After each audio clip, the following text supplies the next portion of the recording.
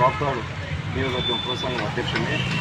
మన సోమవారం ముస్లాం గ్రామంలో శివగామి కుటుంబ లక్ష్మీదేవి అనే మా కుటుంబ ఆల్పక్షమైన దౌర్జన్యం చేసి ఆమె పైన విచక్షణరహితంగా ఉప్పర పెద్ద పుల్లాయప్ప ఫకీరప్ప అనే వ్యక్తి విచక్షణరహితంగా దాడి పాల్పడమే కాకుండా కూడా తన కుడిచే ఏదైతే ఉందో 2 ముక్కలు అయ్యేదానిగా విరుగొట్టేటువంటి ఈ పెద్ద ఫకీరప్ప మీద కఠినమైన చర్యలు తీసుకోవాలని చెప్పేసి మేము ఈరోజు డిఎస్పీ సార్ గారు కలిసాము. అదేవిధంగా రూరల్ పోలీస్ స్టేషన్లో ఎవరైతే ఈ ఫకీరప్ప ఉన్నారో ఆయన పైన కూడా కంప్లైంట్ ఇవ్వడం జరిగింది. ఇతను అరాచకాలు గ్రామంలో ఒక్కొక్కటి బయటకు వస్తూ ఉంటే మనం ఏ సమాజంలో ఉన్నామని చెప్పేసి నివురు వేయదట్టగా ఉన్నాయి ఆయన యొక్క అరాచకాలు.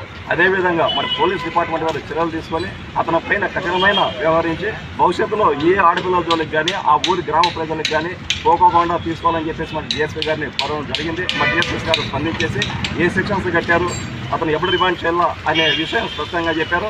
భవిష్యత్తులో అతని నుంచి ఎటువంటి వారికి కూడా ప్రాణహాని లేకుండా లేదా అతని నుంచి ఎటువంటి సంఘం జరగకుండా మరి చట్ట పరిధిలో ఏవైతే ఉన్నాయో ఆ చట్టానికి లోబడి ఆయన పైన చర్యలు తీసుకొని అందరికీ కూడా గ్రామంలో సుఖశాంతులు ఉండేది చేస్తామని చెప్పేసి మరి మా కులసంఘం అధ్యక్షుల వారికి కానీ మా కానీ అందరికీ మాట ఇవ్వడం జరిగింది.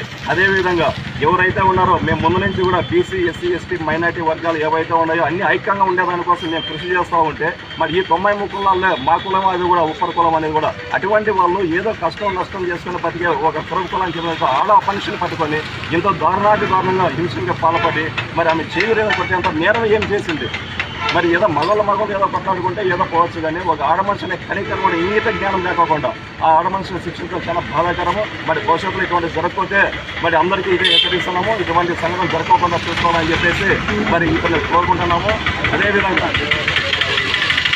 అదేవిధంగా ఎవరైతే ఈ ఉప్పర పెద్ద పుల్లాయప్ప ఫకీరప్ప ఉన్నారో ఇతను కొంతమంది ట్యాక్స్తో పాటుగా అగ్రవర్ణ వాళ్ళు ఉన్నారని మా దృష్టికి వచ్చింది. వీరు కూడా చెప్తున్నాము, ఇంతకుముందు కాలం కాదు, ఏదో 15 ఏళ్ళు 20 ఏళ్ళ క్రితం అన్నట్టు కాదు ఈ సమాజము. ఇప్పుడు సమాజంలో మేల్కొని అందరూ చదువులు అవుతున్నారు, సమాజ స్థితిగతులు తెలుస్తూ ఉన్నాయి, అందరూ చదువుకుంటున్నారు. మరి మీరు కానీ గమనించేసి ఇటువంటి వాళ్ళని ప్రోత్సహించద్దండి.